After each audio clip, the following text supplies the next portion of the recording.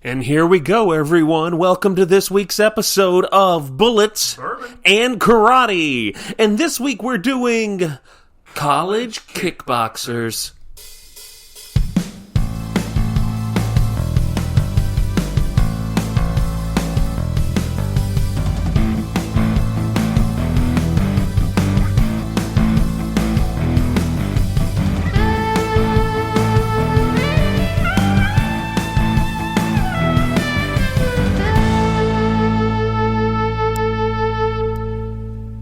Marcus.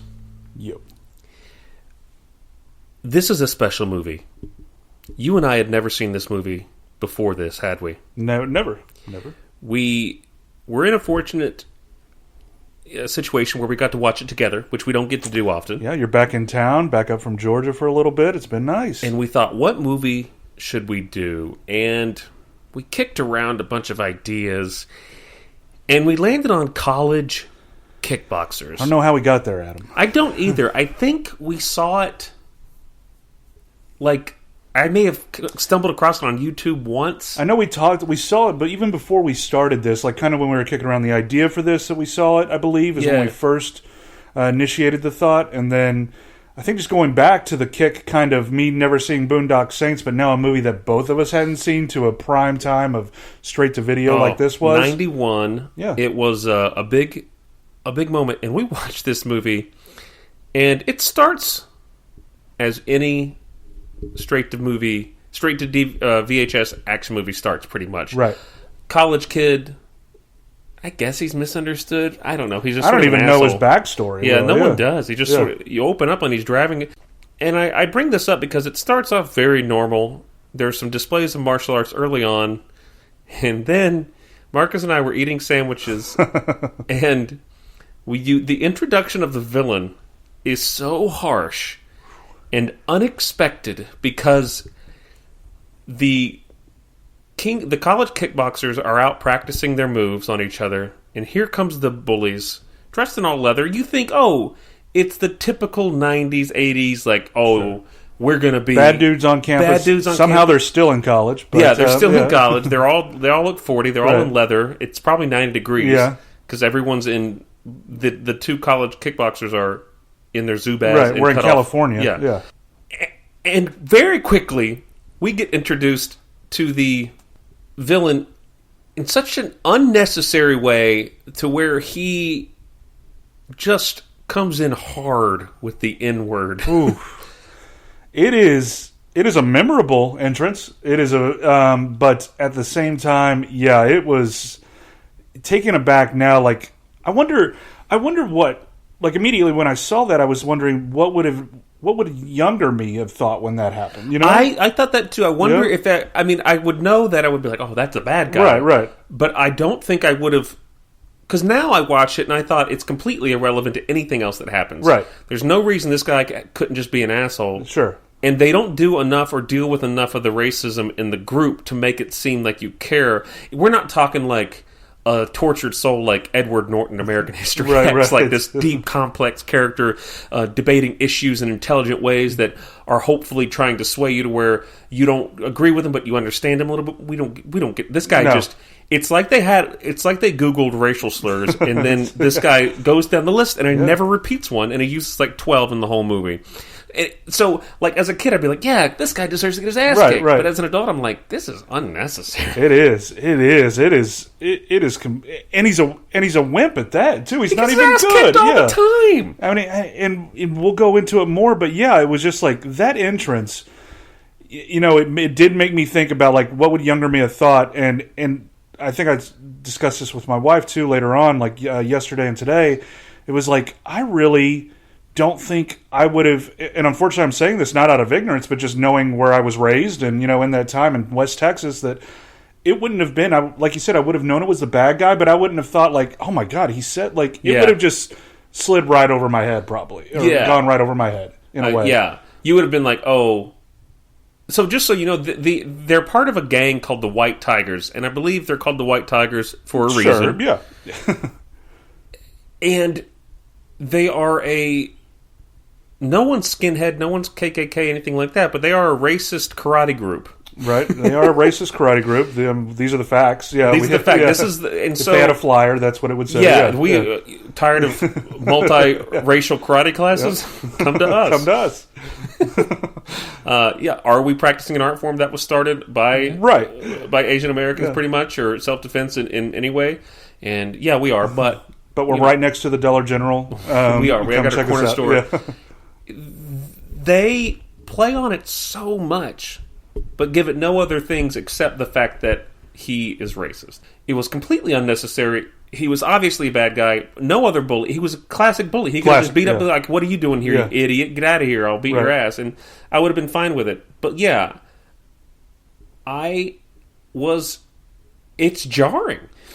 Somebody had to make a decision. Yes. Like, I don't know if it was the writer, if it was the director, if it was Cohen, the actor who plays Tanner, that made that decision for that. I mean, we joke like, what if he just ad-libbed that? And they just said, well, I guess we got to keep it now. And he just, and it's nothing against him. I mean, not to where he's at as a human, because we'll go a little bit more into what he's doing now, but it's like, you wonder just, how was that written out? Because it could have easily just been, and it's more fun to think that it could have just been a bad guy dojo karate group on the college campus. Of course it is. We don't need white supremacy martial art. No. They come across as like these really badass dudes, and then the first fight they all lose. They all lose. Every single one. Let's stop there for a second, because we should talk about who we are. Right. I'm Adam Archer. I'm Marc Hall. And this is Bullets, Bourbon, and Karate. You can find us all over the internet. Not really, just the major sites. Yeah. Twitter and Instagram at BB Karate Podcast.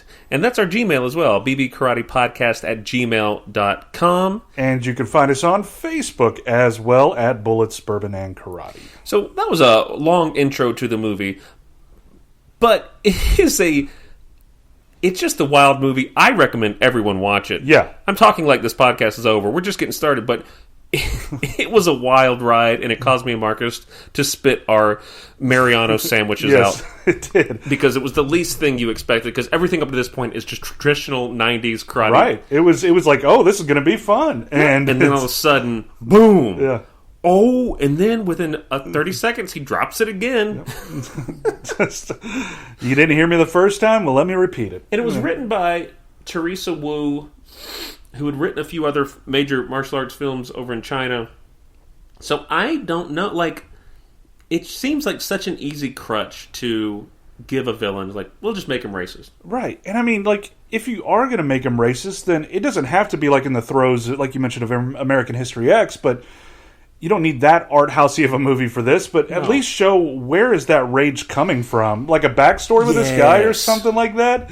I mean, where is that rage? Is he the leader of this, and he brought this to the college campus because his dad died in some way that he thinks is racist? Right. Or, like, why can't we see their dote? Like, I would love to see where they're practicing. Oh, God, just Confederate flags everywhere. Whatever they have, their whole deal, just them doing their form of martial arts. Yeah. Which has to be horrible practice because they're not good at it. Yeah, they're not good, and this movie is so incoherent that it doesn't surprise me that there's not much backstory to any single character. But before we talk any more about this movie, this is Bullets, Bourbon, and Karate. Like we said, each week we pair a drink with our movie of the week, and this week we had College Kickboxers. And when you think college, I think cheap beer. Right. Of course. I think Natty Light, which I never liked. I think Busch, Coors Light, Keystone, Natty Light, Keystone. You got to get your stones in, your 30 stones. Yeah. But for me, if I was feeling myself in college, if I was like, you know what, I'm going to a party where maybe an interest of mine is a love interest. I want to come across as a baller. Right. I'm going to bring Miller Lite. Let's pop open these 16 ounces. Let's see what we got here. Acting like we've never had a Miller Lite before. Yeah, let's go through the sample here. This is a fine Pilsner. This smell comes right out.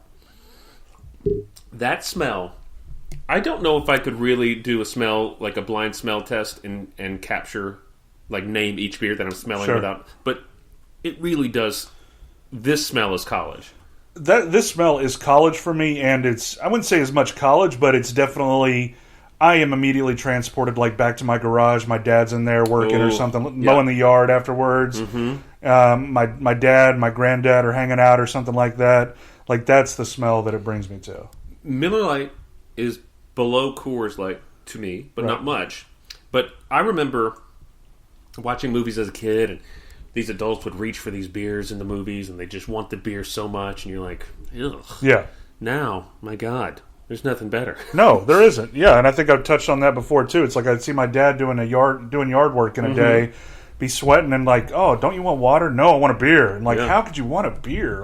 But now there's nothing better. Youth is wasted on the youth. It is.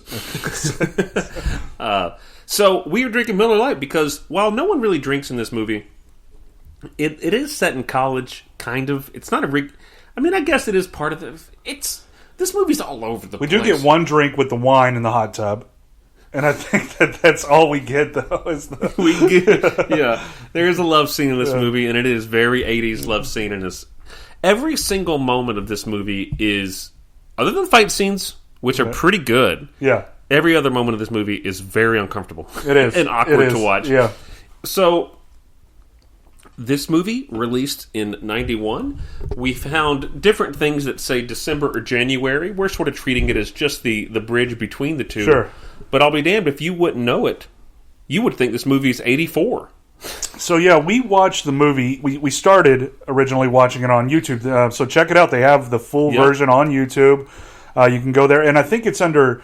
we'll touch on this, too. The name of the movie, College Kickboxers, also was released under another name, Train to Fight. And so... Which is just, they got together, let's think of an action for what this guy is doing. He's training to fight. Let's throw it on there. Bam. Working title / real title. And then we found out halfway through the movie that, I think it was near the end actually, that it was on Prime. So this is also on Prime, which, after viewing it on Prime, it is only one notch up from YouTube. the YouTube makes it look like it was recorded from a VHS with a handy cam, and the Amazon Prime, I was like, oh, well, let's watch this with some clarity. Sure, yeah. Not much better. Like Marcus said, maybe 2 steps up. Yeah. But you're still like, why is this? What kind of camera was this shot with? Right. And I don't want to knock anyone's dreams. I haven't made a movie. I haven't gone that far. But, and I understand, again, it's 91. It's 90 around there, too. But other good movies are being made around this time. We should name some of the movies. If you go back and watch this movie, keep in mind, December to January of 91, some of the movies that came out included JFK, Reservoir Dogs, Prince of Tides. Yeah. These movies that I associate so hard with the 90s. Right. And then this, as you watch it, now it could be that this was shot in 89 or something. And then they were like, well, we can't really, for whatever reason, and then it's eventually released, but it's not really... I'm pretty sure... I doubt this movie had to go through anything to be released. It looked right. I think we couldn't find anything on budget. I mean, there's nothing. It's straight to video, like we mentioned, too. No theater release. But, we couldn't find anything on budget, which I'd have to say... I mean, I could see this being made... $3,000? I mean, pretty close, yeah. I mean, besides just the location shooting, you don't have any... I mean, I think the highest paid actor had to be Tang, probably, at that time. Yeah, so Tang is the sort of guru of the movie. Let's talk about the cast a little bit. The cast includes Ken MacLeod, which he goes by a different screen name in this movie as the actor, but he is known as Ken MacLeod. James Caulfield is the character's name, and he's done some stuff. He's Minnesotan. He was in the movie Showdown as the bully, I believe. Yep. Out for Blood. He's done a lot of the kind of movies we love on here. Straight to video, memorable box covers, some Don the Dragon Wilson movies, Billy Blanks. He did something called Virtual Combat, Ring of Fire. Double Dragon, yeah. Yeah, he was a fighter in Double Dragon. Ring of Fire is one I can't wait to do. That was one of the early Don the Dragon Wilson ones that I'm such a fan of. That whole series is just great. Anyway, he was in Guardian Angels with Cynthia Rothrock. So he's had a little bit of a career. A lot of stunt, a lot of martial arts. Right. Who else do we got, Marcus? We've got Tak Wing Tang.